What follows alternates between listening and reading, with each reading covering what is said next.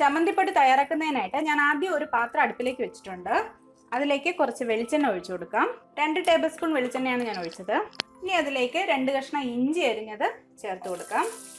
ഇഞ്ചി ഇത്തിരി കുറഞ്ഞു പോയാലും കുഴപ്പമില്ല, പക്ഷേ ചമ്മന്തിപ്പൊടിയിൽ ഒരു ടേസ്റ്റ് കിട്ടണമെങ്കിലും സാധാരണ ഇഞ്ചി ആരും ചേർക്കാറില്ല. പക്ഷെ ഈ രീതിയിൽ ചേർത്ത് കഴിഞ്ഞാൽ ചമ്മന്തിപ്പൊടി കേടാവുകയൊന്നുമില്ല. എണ്ണയിലിട്ട് നല്ലപോലെ മൂപ്പിച്ചിട്ടല്ലേ, ഡ്രൈ ആക്കിയതിനു ശേഷമാണ് നമ്മൾ ഇടുന്നത്. അതുകൊണ്ട് ചമ്മന്തിപ്പൊടി ചീത്തയാവത്തില്ല. ഇതിന്റെ അളവ് നമുക്ക് ഇഷ്ടത്തിനനുസരിച്ച്. ഇഞ്ചിയുടെ ടേസ്റ്റ് ഒട്ടും ഇഷ്ടമില്ലാത്തവർക്ക് ഇഞ്ചി ചേർത്തില്ലെങ്കിലും കുഴപ്പമില്ല. എനിക്ക് ഇഞ്ചി ഇഷ്ടമാണ്, അതുകൊണ്ട് ഞാൻ ചേർക്കുകയാണ്. ഇഞ്ചിയിട്ട് ഒരു പ്രത്യേക ടേസ്റ്റ് ആണ്. ഇത് നല്ലപോലെ ഒന്ന് മൂപ്പിച്ചെടുക്കണം. നമ്മൾ ഇഞ്ചിക്കറിയൊക്കെ വെക്കാനായിട്ട് മൂപ്പിക്കുന്നില്ലേ, ആ ഒരു പാകത്തിന് തന്നെ മൂപ്പിച്ചെടുക്കണം. ലോ ഫ്ലെയിമിൽ മതി. ഇഞ്ചി നല്ലപോലെ ഫ്രൈ ആയിട്ടുണ്ട്. ഇനി നമുക്കിത് വേറൊരു പാത്രത്തിലോട്ട് മാറ്റാം. ലോ ഫ്ലെയിമിൽ തന്നെ ഇട്ടിരുന്നാൽ മതി. ഇഞ്ചി എല്ലാം മാറ്റിയിട്ടുണ്ട്.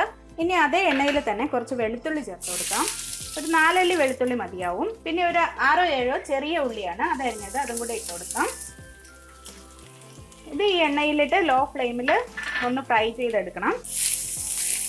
ഈ വെളുത്തുള്ളിയും ചെറിയുള്ളിയും ഒന്ന് ഫ്രൈ ചെയ്തെടുക്കണം. ഇതിലിട്ട് വെളുത്തുള്ളിയും ചെറിയുള്ളി വേണമെങ്കിൽ തേങ്ങയുടെ കൂടെ തന്നെ മൂപ്പിക്കാം, പക്ഷെ ഇതിങ്ങനെ എടുത്തു കഴിഞ്ഞാൽ ചീത്തയാവാതെ ഇരിക്കും. അതിന് വേണ്ടിയിട്ടാണ് ഒന്ന് മൂപ്പിച്ചെടുക്കുന്നത്. ഇതിന് നമുക്ക് വെളിച്ചെണ്ണ തന്നെ യൂസ് ചെയ്യുന്നതാണ് നല്ലത്. വേറെ എണ്ണ യൂസ് ചെയ്യുന്നതിനേക്കാളും ചമ്മന്തിപ്പൊടിക്ക് എപ്പോഴും വെളിച്ചെണ്ണയുടെ ടേസ്റ്റ് ആണ് നല്ലത്. അപ്പോൾ വെളുത്തുള്ളിയും ചെറിയുള്ളിയും നല്ലപോലെ ഫ്രൈ ആയി വന്നിട്ടുണ്ട്. ഈ ഒരു പരുവം ആവുന്നത് വരെ നമുക്ക് വറുത്തെടുക്കണം. ഇനി നമുക്ക് പാത്രത്തിൽ നിന്ന് മാറ്റാം. സ്റ്റൗ ഓഫ് ചെയ്യാം. ചീനിച്ചട്ടി അടുപ്പിലേക്ക് വെച്ചിട്ടുണ്ട്. ചീനിച്ചട്ടി ചൂടായിട്ടുണ്ട്.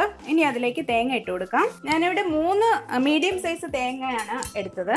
ഈ തേങ്ങ തിരുവിയതിനു ശേഷം മിക്സിയിലിട്ട് ഒന്ന് പൊടിച്ചെടുത്തതാണ്. അപ്പൊ പെട്ടെന്ന് ഇത് വറുത്തെടുക്കാൻ എളുപ്പമാണ്. അതിന് വേണ്ടിയിട്ടാണ്. ചെറുതായിട്ട് ഇളക്കി കൊടുക്കാം. ലോ ഫ്ലെയിമിൽ തന്നെ ഇട്ടാൽ മതി. ഈ തേങ്ങ മിക്സിയിലിട്ട് ഒന്ന് പൊടിച്ചെടുക്കുമ്പോഴത്തേക്കും ഒരു ഈർപ്പം കാണും. അപ്പൊ അത് ഒന്ന് ഡ്രൈ ആവുന്നത് വരെ ആദ്യം ഒന്ന് ഇളക്കി കൊടുക്കണം. അതിനുശേഷം നമുക്ക് മുളകൊക്കെ ചേർക്കാം. ഇപ്പൊ തീയിൽ വെക്കാനാണെങ്കിൽ ഇതുപോലെ ഒന്ന് പൊടിച്ചെടുത്തു കഴിഞ്ഞാൽ നമുക്ക് പെട്ടെന്ന് അത് മൂത്ത് കിട്ടും. മാത്രമല്ല ഒരേ അളവിൽ മൂത്ത് കിട്ടും. തിരികെ എടുക്കുമ്പോഴത്തേക്കും ചിലത് വലുതായിരിക്കും, ചിലത് ചെറുതായിരിക്കും. അപ്പൊ ചെറിയ കഷ്ണങ്ങൾ പെട്ടെന്ന് മൂത്ത് കിട്ടും. മറ്റേത് മൂക്കാതെ കിടക്കുകയും ചെയ്യും. അപ്പൊ ഇങ്ങനെ ചെയ്ത് കഴിഞ്ഞാൽ എല്ലാം ഒരേ സമയത്ത് തന്നെ മൂത്ത് കിട്ടും. അപ്പൊ ഒരുവിധം ഡ്രൈ ആയിട്ടുണ്ട്. ഇനി ഇതിലേക്ക് മുളക് ചേർത്ത് കൊടുക്കാം. 20 വറ്റൽ മുളകാണ് എടുത്തത്. നമ്മുടെ എരിവിനനുസരിച്ച് ഇട്ട് കൊടുത്താൽ മതി. ഇനി നമുക്ക് കറിവേപ്പില ചേർത്ത് കൊടുക്കാം. ചമ്മന്തിപ്പൊടിക്ക് കറിവേപ്പില ഇത്തിരി കൂടുതൽ ചേർക്കുന്നത് നല്ലതാണ്. 1 ടേബിൾ സ്പൂൺ ഉഴുന്നും പരിപ്പും കൂടെ ചേർക്കാം. എല്ലാം നല്ലപോലെ മൂത്ത് കിട്ടണം. ഈ സമയത്ത് നമ്മൾ വറുത്ത് വെച്ചിരിക്കുന്ന ഇഞ്ചിയും കൂടെ ചേർത്ത് കൊടുക്കാം. ഇനി ഒരു നെല്ലിക്കയുടെ വലുപ്പത്തിൽ പുളി എടുത്തിട്ടുണ്ട്. ഈ പുളി ചെറുതായിട്ടൊന്ന് ഇങ്ങനെ പിച്ചിട്ട് കൊടുക്കാം. പുളി നല്ലപോലെ മൂത്ത് കിട്ടണം. ചെറിയ തീയിലിട്ട് തന്നെ ഇളക്കണം, അല്ലെങ്കിൽ കരിഞ്ഞു പോകും. ഇനി ഇതിന്റെ കളർ ഒന്ന് ചേഞ്ച് ആവുന്നത് വരെ നമുക്ക് മൂപ്പിച്ചു കൊടുക്കണം. കൈ എടുക്കാതെ തന്നെ മൂപ്പിച്ചു കൊടുക്കണം, അല്ലെങ്കിൽ പെട്ടെന്ന് കരിഞ്ഞു പോകും. ലോ ഫ്ലെയിമിലിട്ട് തന്നെ മൂപ്പിച്ചാൽ മതി. നമ്മുടെ തേങ്ങയുടെ കളറൊക്കെ ഒരുവിധം മാറി വന്നിട്ടുണ്ട്. ഇപ്പൊ നമുക്ക് കുറച്ചുകൂടെ ഈസിയാണ് ഇളക്കാനായിട്ട്. നല്ല സോഫ്റ്റ് ആയി വന്നിട്ടുണ്ട്. ഇനി നല്ലപോലെ മൂത്ത് കിട്ടണം. കുറച്ചുകൂടെ ചെറിയ തീയിലിട്ട് തന്നെ ഇളക്കിയാൽ മതി. അത് പ്രത്യേകം ശ്രദ്ധിക്കണം. തീ കൂടിയാൽ കരിഞ്ഞു പോകും. ഈ സമയത്ത് നമുക്ക് നേരത്തെ വറുത്ത് വെച്ച ചെറിയ ഉള്ളിയും വെളുത്തുള്ളി അതും കൂടി ഇട്ട് കൊടുക്കാം.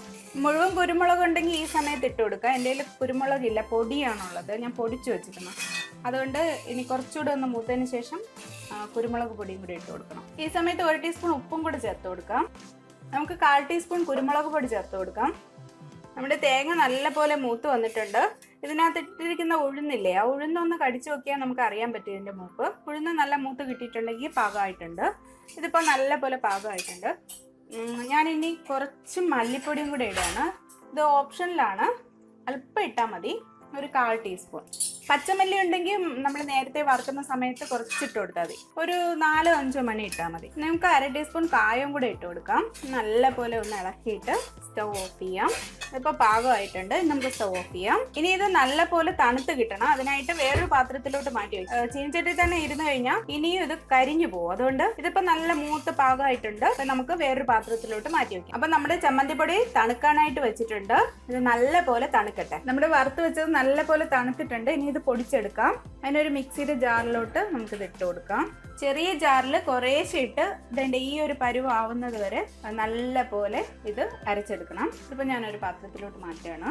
നല്ല എണ്ണ തെളിഞ്ഞു വരും. നമ്മൾ നല്ല വറുത്ത് നല്ല മൂപ്പിച്ചതായതുകൊണ്ട് എണ്ണ തെളിഞ്ഞു വരും. ഇതുപോലെ എല്ലാം നമുക്ക് പൊടിച്ചെടുക്കാം. അപ്പോൾ നമ്മുടെ ചമ്മന്തിപ്പൊടി തയ്യാറായിട്ടുണ്ട്. എല്ലാം നമ്മൾ വറുത്ത് വെച്ച തേങ്ങയും അരച്ചെടുത്തിട്ടുണ്ട്. വളരെ ടേസ്റ്റിയാണ്. നമ്മൾ എണ്ണയൊന്നും അല്പം പോലും ഉപയോഗിച്ചിട്ടില്ല. പക്ഷേ ഇതിൽ നല്ല എണ്ണമയം ഉണ്ട്. എയർ ടൈറ്റ് കണ്ടെയ്നറിലാക്കി വെച്ച് കഴിഞ്ഞാൽ കുറേ നാളിത് കേടുകൂടാതിരിക്കും. അപ്പോൾ ഈ ചമ്മന്തിപ്പൊടി എങ്ങനെ തയ്യാറാക്കേണ്ടതെന്ന് എല്ലാവരും കണ്ടു കാണുമല്ലോ അല്ലേ? എല്ലാവർക്കും ഇഷ്ടമായെന്ന് പ്രതീക്ഷിക്കുന്നു. ഇഷ്ടമായെങ്കിൽ ലൈക്ക് ചെയ്യണം, ഷെയർ ചെയ്യണം, സബ്സ്ക്രൈബ് ചെയ്യണം. നിങ്ങളുടെ വിലപ്പെട്ട അഭിപ്രായങ്ങൾ അറിയിക്കണം. വീണ്ടും പുതിയൊരു വിഭവമായി നമുക്ക് കാണാം.